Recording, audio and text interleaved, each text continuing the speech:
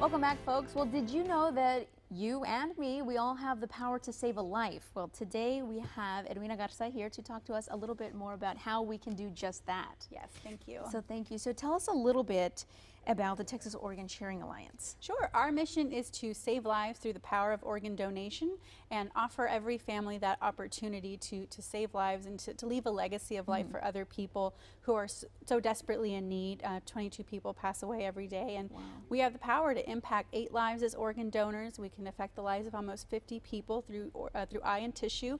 And so there's so much that we can do when we leave this earth to help other people who are in need.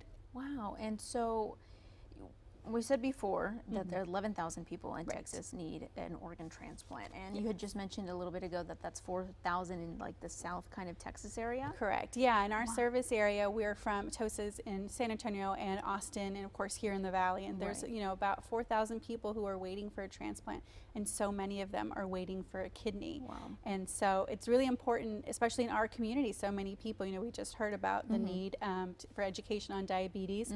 High blood pressure is also going to be a main factor for end-stage renal disease, and so maybe it doesn't affect us today or anyone in our family, but that possibility is there.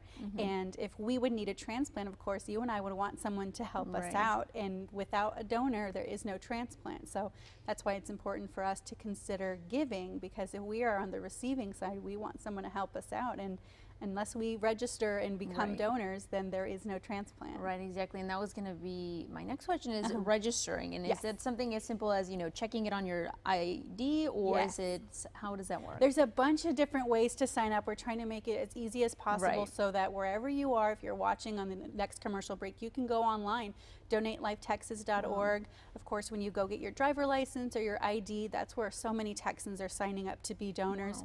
And even on your iPhone, the iHealth app, Donate Life America has a section there where you can sign up and be a donor there as well. So it's just a matter of putting in your information and saying yes that you want to be a donor, and of course sharing that decision with people in your family. That way that they're aware of your decision that you wanted to save lives. It's important for us that people not just sign up, but also let their family know, so that we kind of start a conversation amongst our family and our friends.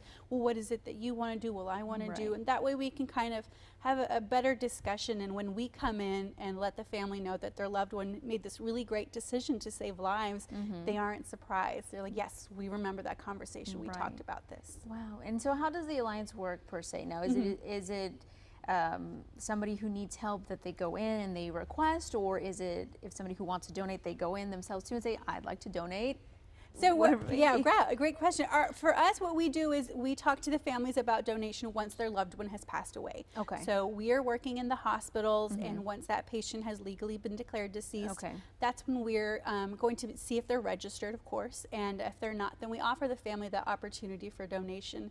We want to make sure that all of their needs are met. If there are any questions that they have, and then also talk to them about their loved one, and if they were a giving person, do they think this is something that they would like to do? And then we go ahead and facilitate that process for the recovery. And afterward, our organization works with our donor family volunteers who go out and share their loved one's story, because we come out and we talk about the numbers, but until you hear it from the real expert, which is the family who lived it, whose loved ones saved lives, that's what really encourages people to sign up and be a donor as well. Wow. And does that tend to happen a lot, where people who may have received an organ want to reach out to the family? Oh yeah, absolutely. We have a lot of people who, and it's a rare occurrence, but it does happen. We've had a lot of families, even here in the Valley, who have met their donor families and their recipients. And sometimes they'll join forces to talk to people about donation, and to really tell them, my life has been impacted because this family said yes and saved my life, and if it wasn't for them and their loved one, I wouldn't be here. And it is kind of a bittersweet for our families to get to meet them.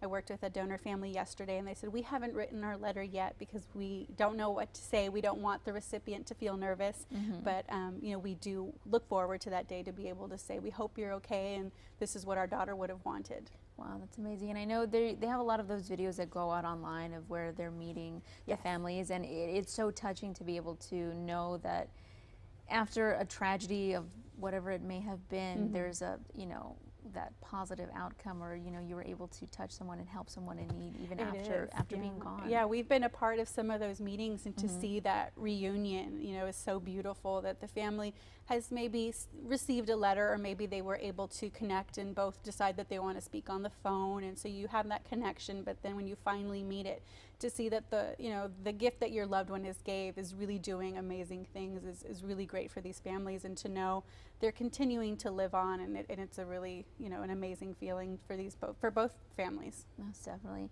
And is there any type of outreach that you all do? Do you go to host different events or anything like that? Absolutely, yeah. We definitely work to do presentations with civic groups and schools and things like that to really encourage people to learn about donation, and also to register as well. And we have a new campaign to encourage women.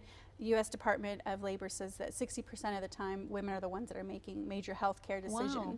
And so we're, of course, the ones who register more as well. And Of so course. we want the women to be the one to sit their family down and say, I'm an organ donor and I'm registered, are you? And so that they can take that power and get everyone in their family registered. And so we can increase the registry and help to save lives. Right. And when you do these outreach and you speak to various people, do you ever find them, talk to them about any hesitations or reservations they may have, or kind of myths or anything? Absolutely. And I used to be a volunteer for TOSA when I was a teenager, so I've heard the same thing for several years. Okay. And so the number one thing that people say that they are hesitant in becoming a donor is because they think if someone knows that they're a donor, they won't save their life. Oh, no. Yeah. And so it's the number one misconception and fear. And I think it's just that maybe a mistrust in the medical community, or it's kind of a safe answer that people think that they don't really, maybe we don't trust Right. enough. But your doctors and your nurses, everyone, this is their life's work to save lives, and so that's what they want to do. And we only come into play when all those efforts have been made and someone has passed away. Wow, most definitely. I know I've heard that one Yes. too, which is why I wanted to touch on it, because I knew that one sounded familiar. Now, if somebody wants to be a donor, become a donor, where can they go to do that? They can sign up online on our website. We have all kinds of information. If they still have any questions, tosa1.org, they can sign up there. And if they have any other questions, they can give us a call at 630-0884. Perfect. Well, it sounds great, and everybody can do it. You can do it. I can do it. Yes. We can all be donors. It's Absolutely. amazing. Well, thank you so much for coming on the show today. Thank you so much. All right, folks. Well, thank you so much for joining us on Inside the Valley. We hope you'll tune in next weekend.